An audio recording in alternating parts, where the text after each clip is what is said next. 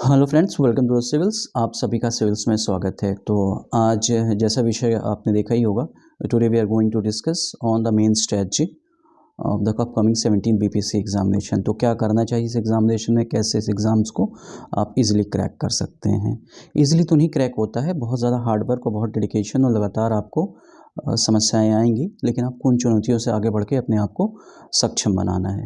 ठीक है। तो और द सिविल्स का जैसे उन्होंने कहा, उनके कोर्स भी कुछ लॉन्च हुए हैं सुपर 20 के। तो बेसिकली वो क्या करते हैं, वो जो मैं बताऊंगा वो वही करते हैं। तो आपको, और आप चाहें तो घर बैठे भी वो सब चीज़ें कर सकते हैं। तो और जो भी प्रॉब्लम्स होती है वो थोड़ा-सा क्या होता है ना, कई बार ये हमारे जैसे सिविल्स में होता है कि बहुत ज़्यादा पुराने बच्चे आते हैं यहाँ पर, ज़्यादातर रैंक इम्प्रूवमेंट के लिए लोग आते हैं, फ्रेशर्स भी आते हैं, हर तरह के बच्चे आते हैं। लेकिन हर चीज़ के लिए, क्योंकि हम लोग कोशिश ये की जाती है यहाँ पर कि बहुत ज़्यादा परफेक्शन और इम्प्रोवाइज़ेशन ला के चेंज लाने की कोशिश किया जाए। और जब भी आप कभी भी देखेंगे यहाँ पर, अगर कोई भी कोर्स में एनरोल होता है तो उससे हम लोग कोशिश करते हैं, पहला दिन जो हमारा ये होता है तो हम यही कहते हैं कि बीपीएससी का जैसे हमारा फॉर्मेट है, एक शॉर्ट आंसर, एक लॉन्ग आंसर और एस्से, यही उसका फॉर्मेट है। तो हम एक आपको जो उन्हें जो भी अच्छा लगता हो तो वो शॉर्ट आंसर एक लिख लेते हैं, एक लॉन्ग आंसर्स लिख लेते हैं और एक एस्से लिख लेते हैं। तो भाई स्टेटस पता चल जाता है कि आपका स्टेटस क्या है आज के दिन। और फिर क्या होता है, उसका पर्सनल असेसमेंट होता रहता है, 10 दिन 15 दिन पर असेसमेंट होते रहेंगे। ठीक है। तो वही काम असेसमेंट आप किसी और से भी करवा सकते हैं, जो वो है ये आप, और मैं हर चीज़ को बताते चलूँगा कैसे क्या करना है। तो फर्स्ट डे के यही है कि पहले आपको अपना एक शॉर्ट आंसर और लॉन्ग आंसर और एस्से का कम से कम फॉर्मेटिंग आपकी क्लियर होनी चाहिए कि किस स्टैंडर्ड को फॉलो करना चाहिए हमें। इसके लिए सबसे अच्छा आप क्या कर सकते हैं, द सिविल्स का जो चैनल है, टेलीग्राम का लिंक बॉटम में दिया हुआ है डिस्क्रिप्शन बॉक्स में, आप वहाँ पे जाके ज्वाइन कर लें। मैं अपने स्टेटस पे भी लगाता रहता हूँ और भी मैम भी लगाती रहती हैं, और भी जो लोग लगे हैं सिविल के साथ जुड़े हुए हैं लोग, तो वो भी लगाते हैं अपने स्टेटस पे कैसे आंसर्स के फॉर्मेट होने चाहिए, क्या और वो किस तरह से वो बनने चाहिए आंसर्स जो आपके एग्ज़ाम में आपको अच्छे मार्क्स दिलाएं।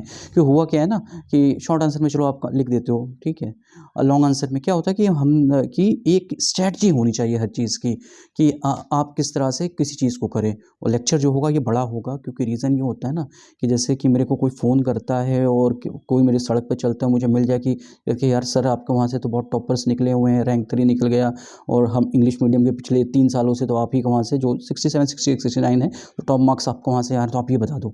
यार देखो, कुछ कुछ मिनटों कुछ सेकंडों में कुछ नहीं होता है। तो चर्चा लंबी चलेगी, तो जितनी भी मुझे नहीं, कोशिश करता हूँ कम ही रखूँगा, लेकिन जो भी होगी बताऊँगा।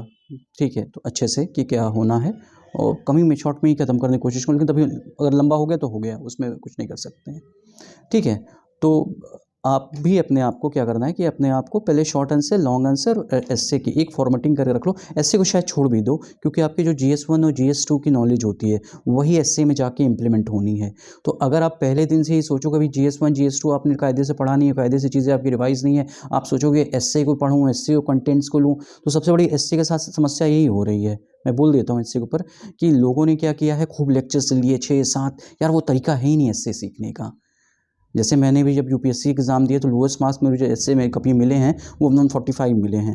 और आप जो भी पुराने जो जिनका नेचुरल होता है उनको कुछ इशू नहीं होता है, पहली बात तो ये है एस्से में। और नेचुरल कैसे जनरेट होगा यार, क्लास कर लोगे, लेक्चर देख लोगे तो नेचुरल वैसे ही खत्म हो जाएगा। यार किसी की, जैसे कि टॉपर्स की कॉपीज़ होती है ना, कुछ देख लिया, हाँ ये पैटर्न है लिखने का, हाँ ठीक है, फिर लिखना शुरू कर दिया आपने। और मैं बता भी देता हूँ, जब एस्से की बात छुटी हुई है तो मैं एस्से की बता देता हूँ आपको। जैसे एस्से का देखो 3 फॉर्मेट है। एक तो नॉर्मल कहते हैं, पैराग्राफ चेंज करके आप लोग लिख देते हो, वो भी ठीक है। एक क्या है, जो भी आपको टॉपिक मिला, जो भी आपको टॉपिक मिल रहा है, कि चाहे वो एग्रीकल्चर पे है, चाहे वो एक एजुकेशन पे है, चाहे वो थीम वाइज तैयार करना है इसको, हेल्थ पे है आपका, चाहे वो आपका टेक्नोलॉजी पे है, आपका गवर्नेंस पे है, तो वो जो भी वो टॉपिक आपको देगा, कहते हैं ह्यूमन, जो भी वो पूछता है आपसे टॉपिक, कि science and technology can revolutionise the, कहते हैं, मॉडर्न एजुकेशन सिस्टम, कुछ भी पूछता है। तो आपको क्या करना है, एक तो आप सिंपल कहते हैं जो पेस्टल फार्मूला चलता है उसके हिसाब से आप लिख देते हो, और सारे एरियाज़ में घूम जाओगे और बता दोगे। एक नॉर्मल फॉर्मेट है, उसमें भी नंबर ठीक ठाक मिल जाते हैं।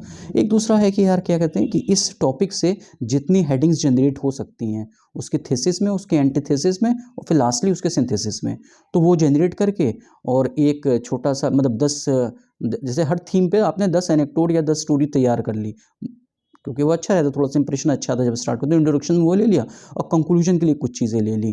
ठीक, कुछ आपने फिलोसफर्स ले लिए, जो उनका यूज़ करते हैं हम लोग एस्से में। जैसे तो घर में कैसे किचन है, घर में आपके किचन है ना, उसमें सामान सब रखा हुआ है, जब मम्मी खाना बनाने जाती हैं तो जैसे रिक्वायरमेंट होती है वैसे ले लेते हैं। तो वैसे भी कुछ बना के रख लिया जाता है, ऐसे में भी थोड़ी चीज़ें बना के रख लोगे तो जैसे कोट्स ले लिए, कुछ आपने कुछ फेमस जो लोग हैं उनकी जो बातें हैं वो ले लिए आपने, कुछ केस स्टडीज़ ले ली, कुछ एग्जांपल्स ले लिए, कुछ थॉट प्रोसेस ले लिए, वो आपने एक जहाँ रख लिया अपना बना बना के।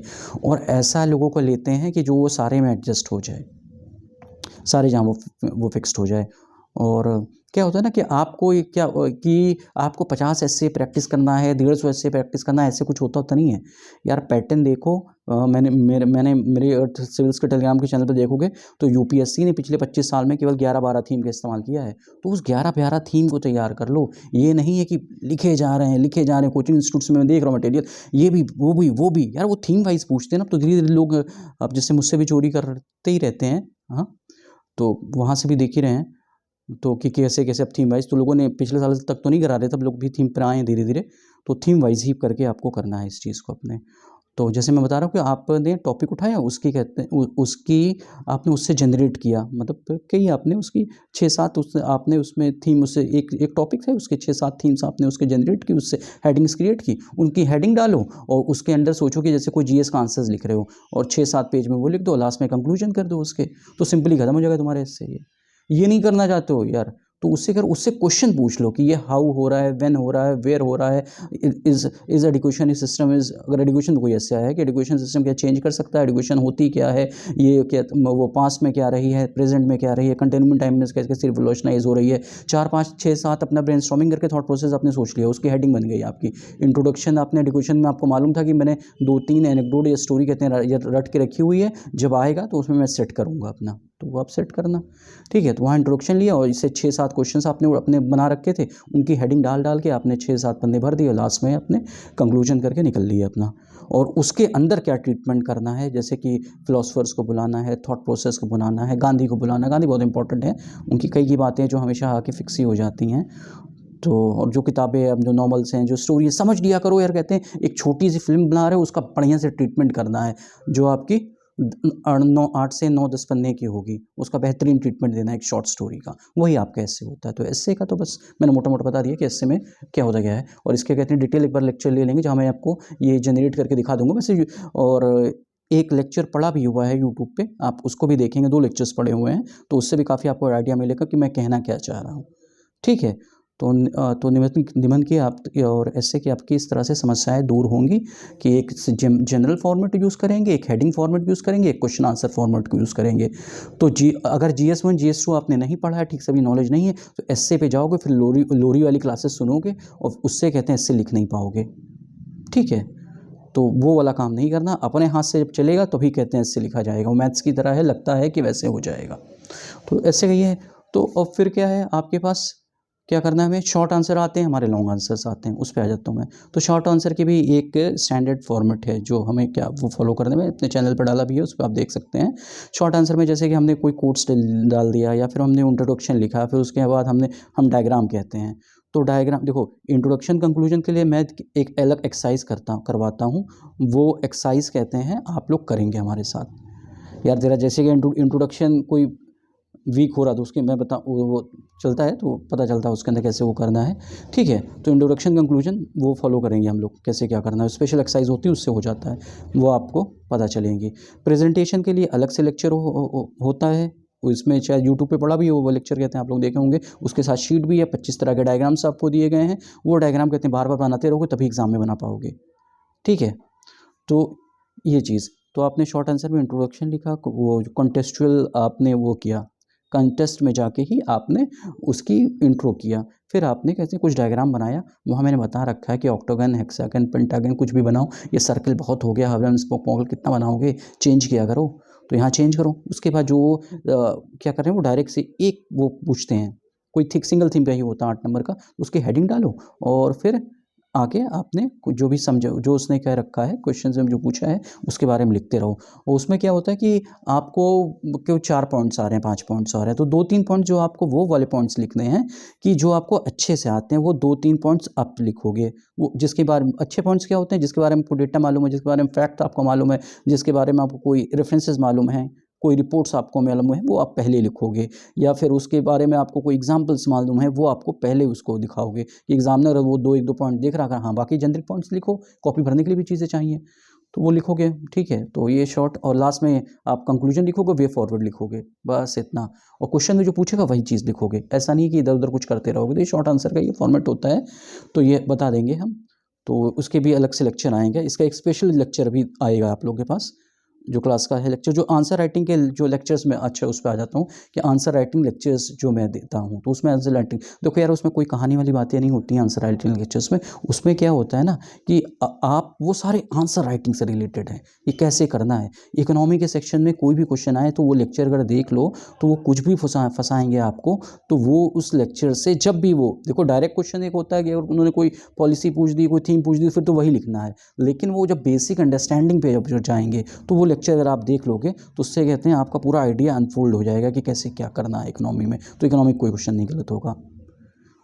ज्योग्राफी, और ज्योग्राफी का यार यूपीएससी का रिपीटेड क्वेश्चंस आ रहे हैं थोड़े से, वो देख लेना पुराने, और किसी एरिया में नहीं आ रहे, ज्योग्राफी से आ रहे हैं बस जान लेना। कोई ये कहे पुराने पेपर में सारे आ रहे हैं, कुछ नहीं आ रहे हैं, क्योंकि हमारे वहाँ का साइंस टेक्नोलॉजी अलग है। हमारे वहाँ तो कहते हैं कि जो भी प्रॉब्लम हो रही है साइंस टेक्नोलॉजी से, मतलब कि जो भी प्रॉब्लम्स हो रही है, चाहे पॉवर्टी की, अनएम्प्लॉयमेंट की, वुमेन पॉपुलेशन एक्सप्लोशन की, कोई भी प्रॉब्लम हो रही हो, ठीक है, तो वो कैसे साइंस एंड टेक्नोलॉजी उसको कैसे एड्रेस करेगा, तो ये हमारे वहाँ पूछते हैं। मतलब बिहार में ये पूछा जाता है, और यूपीएससी में कुछ और पूछा जाता है वहाँ पर।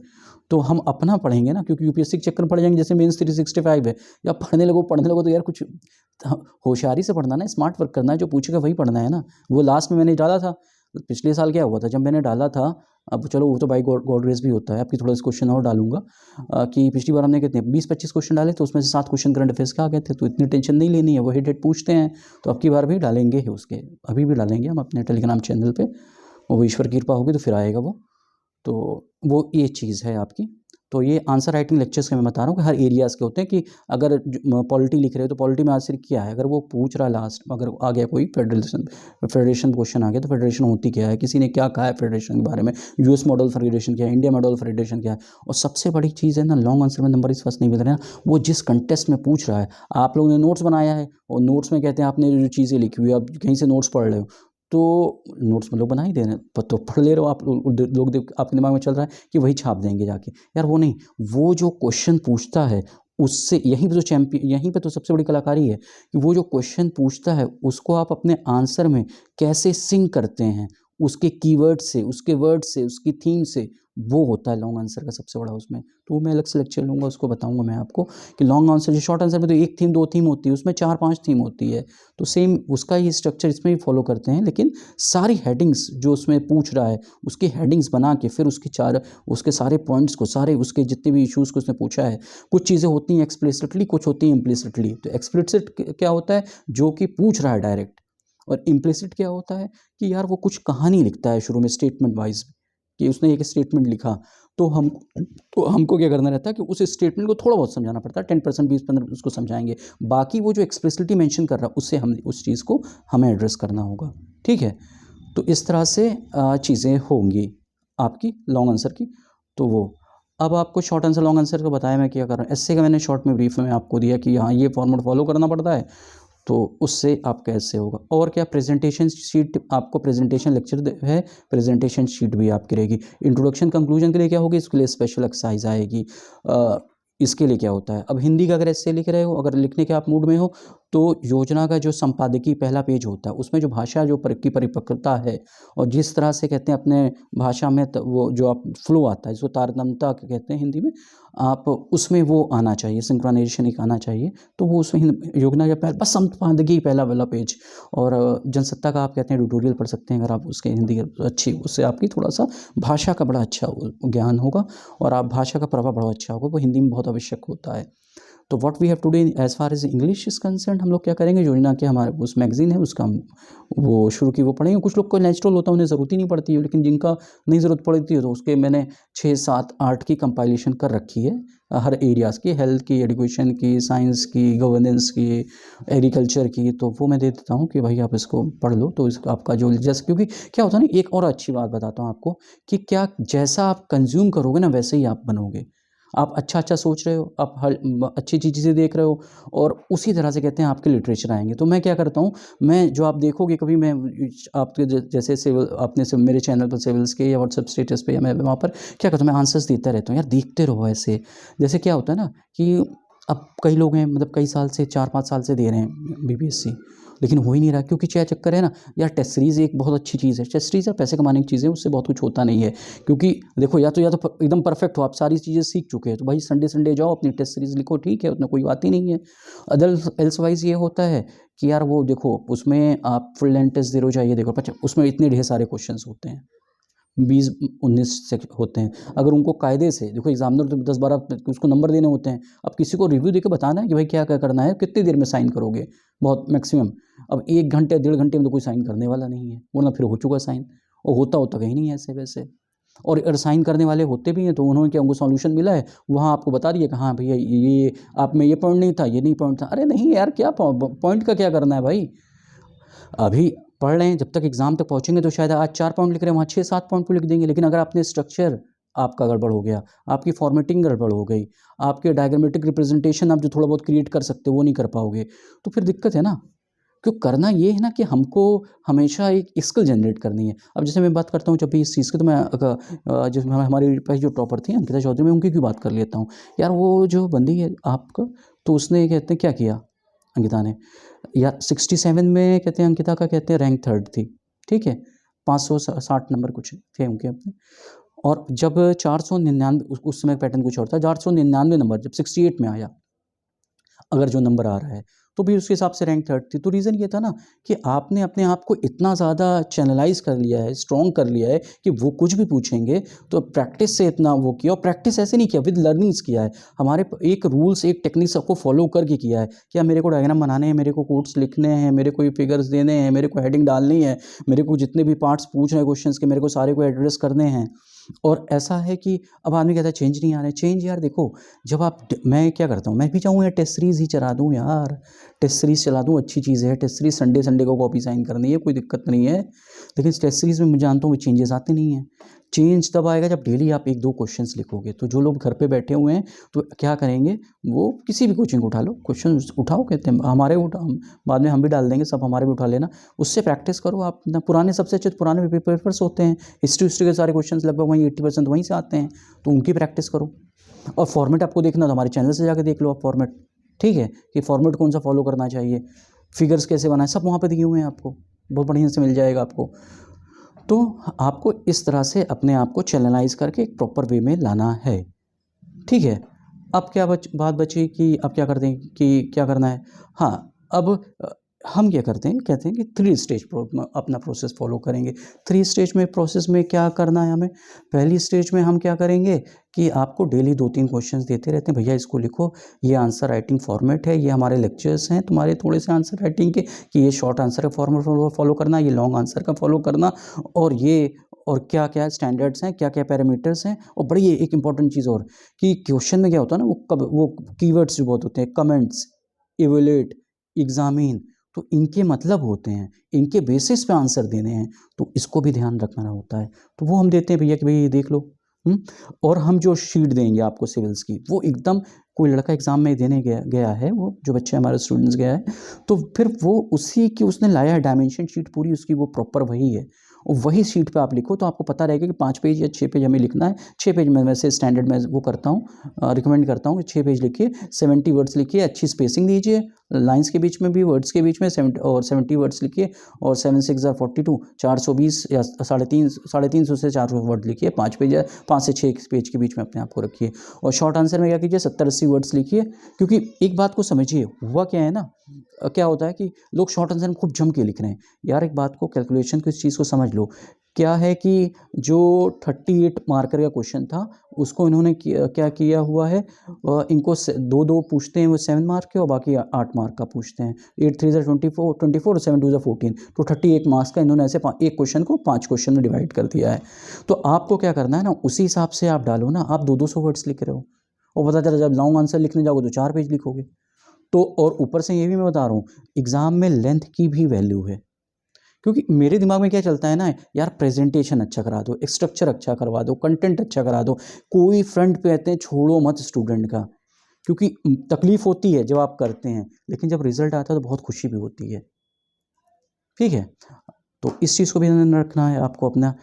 अब जैसे अनुप्रिया है, उसने अपने चेंज किया और अपने आप को, हाँ एक चीज़ और बहुत इंपॉर्टेंट मैं बता देता हूँ, जैसे कि हाँ अब जैसे पेन मेरे सामने आ गई ना, जेल पेन यूज़ करो यार, V5 V7 कुछ यूज़ करो, इससे फास्ट भी भागती है और आपको क्लियर भी होता है कि क्या आपको इंप्रेशन पेपर बहुत अच्छे आते हैं। अब की बार होने जा रही है 22,000 लोगों की कॉपी साइन, ठीक है, तो भैया कॉपी खोले, पता नहीं कितनी देर लोग पढ़ें कितनी देर ना पढ़ें, तो इस पर भी एक डाउट है, क्योंकि अब की बार भी कॉपी जो साइन हुई है, मैं नहीं कह सकता कि 100% बहुत ऑथेंटिक साइन हो, मैंने कॉपीज़ देखी हैं, 10-15 एग्जामिनर होते हैं, कुछ अच्छे साइन करते हैं, कुछ अच्छे से नहीं साइन करते हैं, तो कॉपीज़ भी बहुत नहीं है, तो भैया कम से कम अगर जिसको पढ़ना नहीं है तो कम से कम वो हमारा प्रेजेंटेशन ही देखे, हेडिंग अच्छी पड़ी रहे, कॉपी शाइन करती रहे, तो नंबर्स वहाँ से आपको मिलें। तो इस चीज़ को भी आप पेन का भी आप आपके इस चीज़ को भी आप ध्यान रखना कि पेन भी हमारी रहे ऐसी जिससे कि लीजेबल हो, राइटिंग क्लियर हो और उस पर भी वैल्यू है उस चीज़ की भी। ठीक है, अब क्या करना है, मैं इसमें मैं प्रिंटेड नोट्स दे देता हूँ उस चीज़ के, जो भी क्वेश्चंस कराऊंगा उसके नोट्स, नोट्स कह रहा हूँ सॉरी, उसके सॉल्यूशंस दे दूँगा। नोट्स मैं वैसे देता नहीं हूँ कि मुझे नहीं लगता कि बहुत ज़्यादा जो नोट्स का बहुत हिस्ट्री में बहुत वैल्यू है, बाकी में आप कुछ भी पढ़ लो तो एट लास्ट आपको क्वेश्चन आंसर के फॉर्मेट में ही पढ़ना चाहिए, क्योंकि क्या होता है ना कि दिमाग जो है आपका अलाइन हो जाता है इसी तरह की चीज़ करने को, तो क्वेश्चन आंसर के फॉर्मेट जो होता है बेस्ट फॉर्मेट होता है, उसमें काफ़ी क्वेश्चन हम करा देंगे, 300-400 क्वेश्चन तो करा ही देंगे आपको। और 75 दिन का शेड्यूल है, तो उसमें 65 दिन तो मैं 75 दिन करा दें, क्योंकि कोशिश करेंगे कि 5 अप्रैल तक चीज़ें ख़त्म हो जाए, और यही कोशिश आप अपने घर पे भी करना, जो लोग मुझे नहीं ज्वाइन कर रहे हैं तो अपने आप से करने की कोशिश करना ना। यार देखो, आपसे बड़ा कोई फोर्स नहीं है, ना मैं हूँ, ना ये है कि मैं गाइडेंस दे देता हूँ, मैं डायरेक्शन दे देता हूँ, जैसे मेरी मेंटरशिप का है, 70% रिजल्ट है उसमें, लोग फेल नहीं होते हैं, क्योंकि मैं भटकने नहीं देता हूँ। मे भी हो सके मे भी क्या है ना कि आप भटकोगे नहीं, तो एकदम सही डायरेक्शन में हो ना, तो बिल्कुल चल सही दौड़ जाओगे आप। क्योंकि ये कोचिंग की और ये जो बड़ा हमारा जो लर्निंग प्लेटफॉर्म है, हमारा कोचिंग जैसा कुछ है नहीं, और हमें बुलाया जाता है, हम भी गाइडेंस देते हैं, बाकी लोग भी आते हैं यहाँ पर गाइडेंस देते ही हैं, तो मैम जैसा कहती हैं वैसे किया जाता है, लेकिन कोशिश यही है कि हम जब से स्टार्ट किया है स्टैंडर्ड तरीके से ही करने की कोशिश कर रहे हैं, इस वजह से हमारे जो रिजल्ट्स हैं बहुत अच्छे हैं, और कोशिश करेंगे आगे भी रिजल्ट अच्छे रखें, क्योंकि हम सिंसियरिटी अपनी रखते हैं और सिंसियर रहते हैं चीज़ों के साथ, तो बच्चा भी हमारे साथ सिंसियर रहता है, जो भी स्टूडेंट रहते हैं, तो फिर रिजल्ट्स भी वैसे आ रहे हैं। और हमारा जो चाहे जहाँ आप कमज़ोर पड़ते हैं, जैसे एस्से है, पेपर सेकंड है, तो हम वहाँ अपने आप को हम और अच्छे तरीके से अपने आप को प्रेज़ेंट करने की कोशिश करते हैं कि वो एरिया आपका वीक ना रह जाए। तो उसके अपने रूल्स हैं। आप सेकंड पेपर की कॉपी जाके देखो, मैंने उसमें एनालिसिस किया हुआ है। अंकिता की कॉपी पढ़ी है, उसकी एनालिसिस किया है, और शायद कोई और कॉपी पढ़ी होगी, उसकी भी एनालिसिस किया है। तो वो है, एस्से के भी लेक्चर्स पड़े हुए हैं आपके यूट्यूब चैनल पे, वहाँ पे आप देख सकते हो। क्या होता है, एक और दिमाग में मेरे को चीज़ें रिपिटेटिव करने की आदत नहीं है हमें, तो लेकिन अब करना पड़ता है। तो या रीज़न ये होता है, एक ही चीज़ बार-बार आदमी को, यार देखो क्या है कि टॉपर्स के इंटरव्यू देखे जा रहे हो, यार किसी एक की देख लो यार, वो जो बता रहा है वो फॉलो कर लो किसी एक को। और देखो प्री और मेंस में एक डिफरेंस है बहुत बड़ा, समझ लो। प्री में क्या होता है ना, अगर आप नॉलेज सोर्स को अपने डाइवर्सिफाइड करते हो, यहाँ से भी लगाते हो, वहाँ से भी लगाते हो, ये करते हो, तो फिर चलो ठीक है, वहाँ कुछ काम आ जाता है, क्योंकि पेपर में सब कुछ उपस्थित रहता है। मेंस के साथ ये है कि आप जो भी कर रहे हो मेंस में, मेंस के साथ सबसे बड़ी इशू ये है कि आप जो भी कर रहे हो वहाँ आपको लिखना होगा, तो बहुत ज़्यादा आप नहीं पढ़ सकते। अगर आप किसी एक स्टैंडर्ड को, किसी एक कोचिंग के नोट्स को या किसी एक को फॉलो कर रहे हो ना, यार भले ही उसमें थोड़ी सी क्वालिटी गिरी हुई है, मान लो 15-20%, तो फॉलो कर लो यार उसको, क्योंकि रीज़न है ना, वो जो 10% एक्स्ट्रा के लिए आप भागोगे दूसरी किताब और दूसरी बुक्स के पीछे और दूसरी चीज़ों के पीछे भागोगे, तो फिर आपका जो टाइम होगा ना, आपको कुछ याद नहीं रहेगा, एग्जाम में आप रिप्रोड्यूस नहीं कर पाओगे, क्योंकि पढ़ाई ये नहीं होनी चाहिए आपके पास नॉलेज कितनी होनी है, टीचर बन जाओगे। पढ़ाई इस चीज़ के लिए होनी है कि आप उस 3 घंटे में अपना कैसे मैक्सिमम देते हो। मैं अपने वहाँ के जो टॉपर्स बता रहा हूँ, चाहे अनुप्रिया हो, चाहे अंकिता बता रहा हूँ, या 2-3-4 रजिस्टर इनके पास लास्ट में बचते थे, और क्योंकि इन्हें जानते कि वही रिप्रोड्यूस करना है। ठीक है, अब तो उस चीज़ को आपको ध्यान रखना है, इस चीज़ को कि बहुत ज़्यादा आप सोर्सेज के पीछे नहीं भागेंगे, क्योंकि फाइनली जब एग्ज़ाम्स के 2-3 दिन पहले कुछ याद नहीं आएगा, आप कुछ लिख नहीं पाओगे, तो उससे आपको बड़ी समस्या होगी। तो चीज़ों को, और इसी वजह से मैं अभी इस पे आता हूँ, इस टॉपिक पे, कि क्या करते हैं हम लोग। मैं एक हमेशा कहता हूँ कि एक बुक बना लो अपना, उसमें जैसे अगर तुमने मौर्य हो या पाला हो या अपना पटना कलाम आप कर रहे हो तो उसमें कुछ नहीं, आप एग्जाम्पल्स और उनके फिगर्स और थोड़ा सा उनका आपको कुछ फैक्चुअल इन्फॉर्मेशन रखनी है तो आधे पेज में उसको लिख कर रख लो कि इतना तो मुझे रटा रहे हमेशा। और ये नोट्स जो होते हैं ये होने चाहिए आपके पास, तो ये आपको काफ़ी हेल्प करेंगे लास्ट में रिवीजन में, क्योंकि क्या है ना, वहाँ पर कुछ मिलेगा नहीं, एग्ज़ाम में आपको खुद रिप्रोड्यूस करना है। और फॉलो मैं बता, और ये जो मैं प्री और मेंस के बता रहा हूँ, मेंस का यही है कि आप एक ही चीज़ को 5 बार 4 बार पढ़ रहे हैं, लिख रहे हैं, बार पढ़ रहे हैं, लिख रहे हैं, तो फिर वो आप पेपर में बढ़िया लिख लोगे। अब ये कोशिश करोगे कि यार कभी इसका पढ़ रहे हैं, कभी उसका पढ़ रहे हैं, कभी इसको फॉलो कर रहे हैं, कभी उसका फॉलो कर रहे हैं, तो वहाँ यार लिख ही नहीं पाओगे और आपको ताज्जुब होगा, आप कहोगे कि यार वो फर्जी लिख रहा है। यार ये बताऊँ, मैं जो मेरे चैनल पे जो पड़े रहते हैं आंसर्स, ये बच्चों खुद के लिखे हुए आंसर्स हैं, और ये आंसर्स ये वो प्रेशर बाउंड सिचुएशन में लिखते हैं ये, क्योंकि इनको बता दिया कि यह है यार, कि जैसे अब देखो आंसर राइटिंग एक छोटी चीज़ मैं बता दूँ यार, जो लोग नए स्टार्ट कर रहे हैं यार, देख देख के लिखो, कॉपी मारो कॉपी मारो कॉपी मारो शुरू शुरू के दिनों में, फिर दूसरे दिन क्या करो भाई, 5 दिन बीत जाएँ, 5 दिन जब बीत जाएँ तब क्या करना है आपको, कि ऐसा है कि यार अब हो गया है, अब क्या करेंगे, छोटा सा स्ट्रक्चर बना लेंगे कि यार जब क्वेश्चन आएगा तो इसमें ये है डालेंगे, ये डालेंगे, ये डालेंगे, ये डालेंगे, जो भी XYZ चीज़ है वो अपने इंग्रेडिएंट्स तुमने बना लिए, उनको पढ़ लिया कायदे से, ठीक है। जैसे रात को क्वेश्चन आपके दिमाग में था, आपने पढ़ लिया, सुबह उठ के लिख डालो उसको, तो 20 दिन ऐसे लिखो। जब लगे कि यार ऐसे भी हम तैयार हो गए हैं, तो डायरेक्ट क्वेश्चन लिखो और फिर लिखने की कोशिश करो। ये 3 स्टेज में ऐसे-ऐसे जाने की कोशिश करो। अब पहले दिन से क्वेश्चन लिखोगे और लिखने की कोशिश करोगे, फिर उल्टा-सीधा लिखोगे, फिर कोई फ़ायदा नहीं है। तो उल्टा-सीधा लिखने वाले कहते हैं पूरी भीड़ भरी हुई है। तो पहले कोशिश ये करना कि अच्छा ही लिखना है, तो अच्छा लिखना है तो अच्छी किताबों कॉपीज़ को देखना है, उनके फॉर्मेट को चोरी करके के उनको कॉपी कर लेना है। बार-बार वही लिखोगे, वही दिमाग के पास चला जाएगा कि यार ये फॉर्मेट है, यही मेरे दिमाग में बार-बार जा रहा है। तो कुछ दिन वैसे चोरी करके लिख दो, उसके बाद कहते हैं अपना स्ट्रक्चर बना के लिख लो, फिर उसके बाद जो स्टेज है डायरेक्ट लिख लो। और जो लोग कहते हैं डायरेक्ट पे पहुँच गए हैं, वो डायरेक्ट ही लिखें। तो जैसे मैं क्वेश्चन्स अगर दूँगा रात के 8 बजे, तो पुराने जो जो नए लोग हैं, मैं कहता हूँ यार तुरंत लिखो, 8 बजे को टेस्ट मान के ही चलो। क्योंकि वो 75 एक्सरसाइज़ डिज़ाइन करके मैंने दे रखी है, तो उसको टेस्ट मान के चलो तो आपके 75 टेस्ट हो जाएँगे, 75। और डेली आंसर राइटिंग प्रैक्टिस में जो नए स्टार्ट किए हैं, यार ऐसा नहीं है, आप लोग थोड़ा कहते हैं टाइम ले लो यार, थोड़ा पढ़ लो फिर लिख लो, क्योंकि लिखना तो बहुत ज़रूरी है। क्योंकि यहाँ पर क्या है ना, सीट्स बहुत ज़्यादा ही है। अभी क्या होगा कि लोग कोचिंग में जाएँगे, एडमिशन लेंगे, फ़ीस जमा करेंगे, सब कुछ करेंगे, और फाइनली क्या होगा ना, 2 दिन जाएँगे टेस्ट देने और तीसरे दिन उनको समझ में नहीं आएगा कि हो क्या रहा है। क्योंकि सीख तो रहे नहीं है, डायरेक्ट जाके वहाँ इम्प्लीमेंट करने की कोशिश कर रहे हैं। तो आप बिना बिना सीखे और बिना डायरेक्ट कैसे इम्प्लीमेंट करोगे यार? कभी पता नहीं, कि आज तक कभी लिखा ही नहीं और डायरेक्ट वहाँ जाके इम्प्लीमेंट कर रहे हो। और उसके बाद भी कहते हैं वहाँ पर जो, वो तो अब क्या बताऊँ, कहते हैं कौन-कौन है, क्या वो है, मार्केटिंग टीम अलग है, सबकी टीम अलग है, सब अपना बताए जा रहे हैं, ज्ञान दिए जा रहे हैं। इतना बड़ा वॉल्यूम है, किसी भी कोचिंग में 4-4 5-5 हज़ार 3-3 हज़ार लड़के लिख रहे हैं। हाँ, उसमें से कुछ लड़के सेलेक्ट ही होंगे, कहाँ से सेलेक्ट होंगे जब सब वही लिख रहे हैं वहीं बैठ के, बड़ी-बड़ी कोचिंग है, उनकी ब्रांडिंग है, अपना वहीं हो रहे हैं अपना।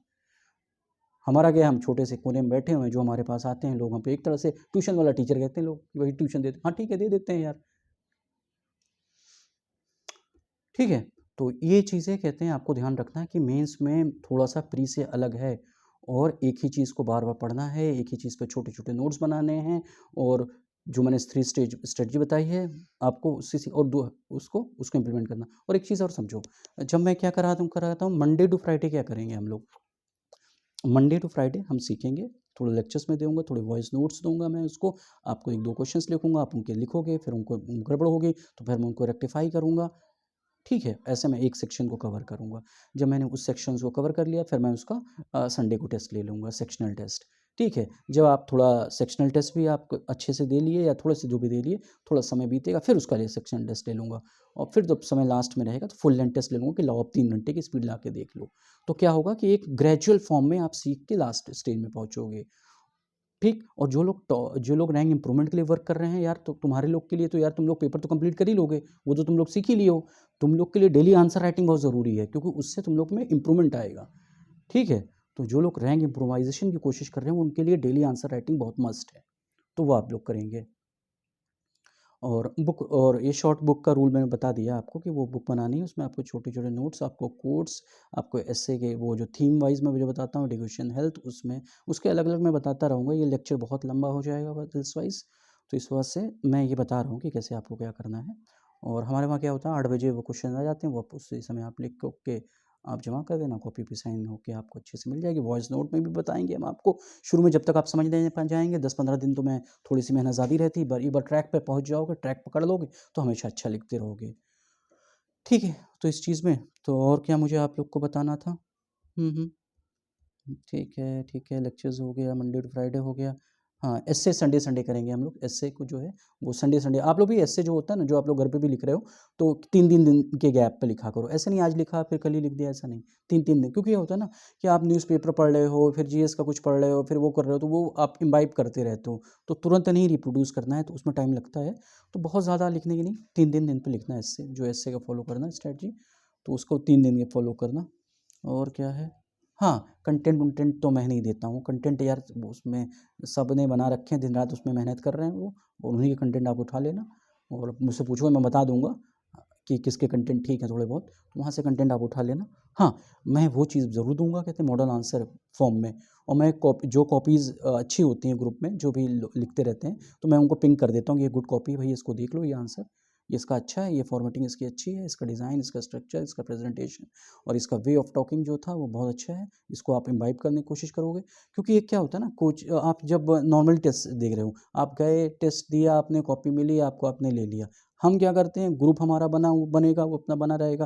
पहला जो सुपर 20 बैच चला, 50 बच्चों का ग्रुप था, वो अपना वो लिखते रहते हैं, वो डालते रहते हैं। फिर उसमें क्या होता है, जो अच्छी कॉपीज़ होती है मैं पिंग कर देता हूँ, वो आपस में जाके देखते हैं, तो एक दूसरे से भी सीखते हैं। मैं जो सिखाता हूँ सीखें हुए ही, और जो एक दूसरे से सीखेंगे, क्योंकि हमारे साथ ये है ना कि हमारे बैच में ही टॉपर्स भी है, जो अंक आप कहते हैं रैंक 39 हो, 45 हैं जो हैं, वो और भी इम्प्रूवमेंट के लिए रैंक 66 है, 133 है, और भी हमारे पास हैं, इम्प्रोवाइज़ेशन के लिए आए हैं, तो वो भी लिखते हैं, तो उनसे भी आप सीखोगे कहते हैं।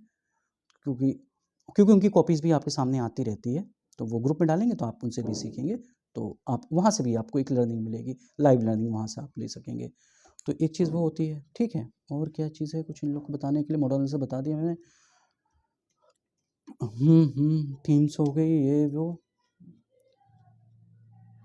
हाँ, ठीक है, ज़्यादा चीज़ें बता दी हैं, कुछ बचेगी तो फिर वो कर लूँगा। तो ये प्रीटी और मेंस को कैसे अपने डिफरेंशिएट करके रखते रहना, और कैसे एस्से को फॉलो, एक सिंपल फॉर्मेट बताया मैंने, और तो उसको आप वो होगा वही कहते हैं, और मैं उसको डिटेल में आपको समझा भी दूँगा। और शॉर्ट आंसर, लॉन्ग आंसर्स के भी अपने आपके लेक्चर्स आएँगे ही, और डायमेंशन वाली शीट्स का वो देख लेना आप लोग, वही है जो हम लिखवाते हैं जिस पे, वो बीपीएससी की पूरी एग्जैक्ट शीट है, तो नपी हुई है। तो जो भी बनाया था, तो हमारा स्टूडेंट ही है, काफ़ी अच्छा है वो, अपना विवेक, तो उसने बनाया था। तो उस चीज़ में तो बहुत डायमेंशन से नापी हुई है, तो अच्छी है वो। और आप लोग अपनी कोशिश कीजिए, पढ़ाई कीजिए, अपने आप को सिंसियर रखिए। ढाई जो 3 महीने आपके आगे आने वाले हैं, वो आपके जीवन को बदल देंगे। और जो भी होगी मेरे से जो होगी कोशिश, तो मैं आपको समय समय पे बताता रहूँगा, लेकिन मोटा मोटा मैंने आपको ये आज बता दिया कि कैसे केवल ये भी अंधी दौड़ में नहीं भागना है कि गए बस टेस्ट सीरीज़ सीख लो यार, कहते हैं थोड़ा सा। और कैसे ये कॉपी रूल फॉलो करो, फिर उसके बाद स्ट्रक्चरिंग रूल फॉलो करो आंसर लिखने का, फिर कहते हैं बिना देखे लिखो, कहते हैं इस चीज़ को। और जो लोग नए हों और जो पुराने हैं वो डायरेक्ट वहाँ से पहुँच सकते हैं, लेकिन आप लोग के लिए डेली आंसर राइटिंग बहुत इंपॉर्टेंट है, क्योंकि उससे कहते हैं जो देखने वाला भी होता है, आप उसको 1-2 क्वेश्चन देते हो, वो 15 मिनट देखता है, तो वो सारी कमियाँ आपकी बारीक-बारीक निकाल के आपके सामने रखता है, ठीक है। और और एज़ फार एज़ जो मेरे स्टूडेंट मेरे साथ जुड़े हुए हैं, तो उनके लिए मैं बताता हूँ, मैं करता क्या हूँ कि आप 6 से 7 के बीच में आप कॉल कर सकते हैं मुझे, और या जो सिविल्स के और बाकी टीम के जो मेंबर्स हों, आप उनको जो भी दिक्कत होगी, समस्या होगी, वो आपका समाधान करने की कोशिश करेंगे। और ऐसी कोई समस्या नहीं होगी जो हम नहीं समाधान कर पाएँ जिसका, क्योंकि हमने अपने आप को बाँट के नहीं रखा हुआ ना, कि हमें हमें तो किसी के पास कोई और अच्छी चीज़ कहीं दिख रही है, हम कह देते हैं भैया वहाँ से भी ले लो यार, ज्ञान अगर कहीं और भी अच्छा है, कोई चीज़ अच्छी कोई कर रहा है, हम कहते हैं भाई वहाँ ले लो, हमने रेफ़र कर देते हैं भाई, वहाँ वो चीज़ अच्छी है, तो आप वहाँ से ले सकते हैं। तो ऐसा नहीं है कि हम अपने आप को बहुत सेंस किए हों कि हम ही, तो जहाँ से अच्छा रहता है वो हम बता देते हैं। तो उस चीज़ को आप लोग अपना ध्यान देख लेंगे। और बाकी जब जो लोग जुड़े रहेंगे, मैसेज के फॉर्म में आप मैसेज मुझे करेंगे, जो भी टीम जो आपको दिया जाएगा आप वहाँ मैसेज कर सकते हैं। और जो भी आपकी प्रॉब्लम्स होगी, जिस भी एरिया में जैसा भी आप प्रॉब्लम फेस कर रहे होंगे, तो उसका जब भी वो मैसेज सीन किया जाएगा तो उसमें रिप्लाई किया जाएगा। जो लोग जुड़े हुए हैं आप उनसे संपर्क कर सकते हैं कि किस तरह से हमारा बिहेवियर है किसी भी चीज़ को लेकर। तो वो कर हाँ, अब ये मत करना कि रात के 12-1 बजे कहते हैं मैसेज करो, लोग कर देते हैं, लेकिन कुछ मैं बोलता नहीं हूँ कभी भी, लेकिन ठीक है, टेंशन होती है कर देते हो, लेकिन थोड़ा-सा वो एक सही टाइम पे ही कोशिश किया करो, ठीक है? तो आप आप जो हमारे साथ जुड़ना चाह रहे हैं, सुपर 20 का बैच है जो सिविल्स का, उससे भी आप लोग जुड़ सकते हैं। और इस चीज़ को जो बताया है इसको थोड़ा और डिटेल में उस चीज़ को करेंगे, कहते हैं हर चीज़ को, एक्सरसाइज को।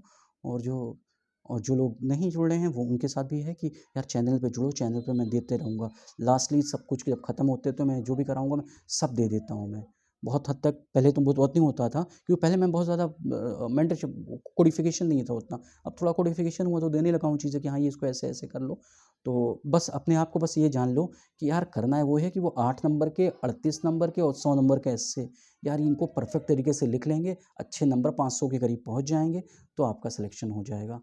तो इसी चीज़ पे आपको फ़ोकस करना है कि अपने आप को, और डेडिकेशन, सिंसियरिटी, और जैसे मैं आईआर में कहता हूँ स्मार्ट पावर ना, सॉफ्ट पावर, हार्ड पावर का फ्यूज़न, उसी तरह से यहाँ कह रहा हूँ कि स्मार्ट स्ट्रैटेजी भी होनी चाहिए। हार्ड वर्क की भी ज़रूरत है और साथ में का बहुत इंटेलिजेंट वर्क की भी ज़रूरत है। तो वो स्मार्ट वर्क की ज़रूरत है, केवल हार्ड वर्क से काम नहीं चलेगा। ठीक है, तो उसको करते रहेंगे जब भी कोई दिक्कत होगी। और जो लोग मुझसे जुड़े भी नहीं है यार, व्हाट्सएप और टेलीग्राम कर देना, कोई दिक्कत तो कुछ प्रोसेस होगी तो बता दूंगा मैं उसको कि कैसे कैसे वो करना है। क्योंकि जानते हो इशारे के लिए जैसे वो है ना, आपने चक दे इंडिया मूवी, इशारे के लिए एक इशारा ही काफ़ी है किसी चीज़ को किल करने के लिए, किसी भी टारगेट को। तो ये था आपका 17th बीपीएससी का, जो मैं थोड़ा बहुत आपको स्ट्रेटजी के फॉर्म में बता रहा था कि कैसे अपने आप को रखना है, कि चीज़ को एक सोर्स अपने लिमिटेड करके रखना है, अपने आप को कैसे आंसर राइटिंग में वो परिपक्व करना है, धीरे धीरे आगे बढ़ना है। और अपने ऊपर यकीन कीजिए, आप कर सकते हैं। शुरू में दिक्कतें आएगी जो लोग नया स्टार्ट कर रहे हैं, पर जब तक आप एग्ज़ाम देने नहीं जाते हैं तब तक अपने आप को हारा हुआ मत मानिएगा, क्योंकि सीटें बहुत ज़्यादा ही हैं, आपको पता नहीं चलेगा, सबको डर लगता है। लेकिन जो इस डर को दूर कर लेगा लास्ट टाइम पे, जिसका पहली बार हुआ तो लग रहा है यार हो कैसे पाएगा, मुझे ये चाहिए, मुझे वो चाहिए, ये चाहिए। नहीं यार, हो जाएगा सब कहते हैं, अपने ऊपर यकीन रखो। एक बैठ के 1-2 दिन अपना डिसाइड कर लो कि क्या कंटेंट मुझे पढ़ने हैं, कैसे अपने आप को आगे ले जाना है, किस तरह से अपने, क्योंकि बहुत आसान एग्ज़ाम है। GS1 GS2 एससे यहीं खत्म हो जा रहा मामला। यूपीएससी देखो GS1 to 4 एससे, हाँ, हिंदी लिखवाता है, इंग्लिश करवाता है, बहुत कुछ करवाता है वो। ऑप्शनल पेपर है, बहुत कुछ करवा रहा है। तो यहाँ पर आप बहुत लिमिटेड है, और होशियारी से आप इस एग्ज़ाम को क्रैक कर सकते हैं। तो कोशिश कीजिए, बहुत-बहुत शुभकामनाएँ हैं मेरी आप सभी लोगों के साथ, और अच्छे से तैयारी कीजिए। और जिनका नहीं हुआ है, घबराएँ नहीं यार, समय आएगा, सबका एक दिन आता है, आपका भी आएगा और हो जाती हैं। तो पेपर थोड़ा प्रेडिक्टेबल, थोड़ा-सा चेंज किया इन्होंने पैटर्न, तो ईज़ी था लेकिन थोड़ा चेंज था। तो ठीक है, इसी के साथ रखते हैं। तो ये ओरिएंटेशन लेक्चर भी हमारे लिए है, यूट्यूब पे भी जाएगा, आप लोग भी देखिए और कोशिश कीजिएगा, कहते हैं कि सीखिए और आगे बढ़िए और पढ़ते रहिए, आगे बढ़ते रहिए। ठीक है, ठीक है। और हाँ, वो जो लास्ट में कहना हो तो कह देता हूँ, वो टेलीग्राम जो हमारा है उसको जाके, उस आपके लिए फ़ायदे की चीज़ है वो। और यूट्यूब पे अगर लाइक करोगे, थोड़ा बहुत सब्सक्राइब करोगे, तो थोड़ा हमको कहते हैं वो होगा, रीच बढ़ेगी, तो फिर और अच्छा होगा आप लोग के साथ भी, और भी मैं आऊँगा, दिखूँगा। तो लेकिन ये है, मुझे ये रहता है कि यार देखो, 100 लोग भी अगर मेरे वीडियोज़ को देखते हैं, कोई ये भी, तो उनमें भी चेंज आता है तो चेंज आता है। क्योंकि मैटर तो हमारे लिए एक भी करता है, तो हम तो भैया बहुत कम लोग के साथ काम करते हैं, बहुत भीड़ नहीं है हमारे पास है। ठीक है, ओके, ऑल द बेस्ट। तो ठीक है, जो लोग जॉइन कर रहे हैं उनको मिलते हैं आपको हम, और बाकी लोग जो हैं वो लोग टेलीग्राम पे जुड़ के मैं शेयर करता रहूँगा, चीज़ें बताता रहूँगा, आंसर, हर फॉर्मेटिंग आपको सारे फॉर्मेट शेयर करूँगा, इकोनॉमी, ज्योग्राफी, हिस्ट्री, पॉलिटी, सारे शेयर करूँगा, सारे फॉर्मेट्स। तो वो आप वहाँ से भी सीखते रहेंगे और अपने, और और चलते रहिए, मेहनत करते रहिए, आगे बढ़ते रहिए। ठीक है, okay, all the best, take care.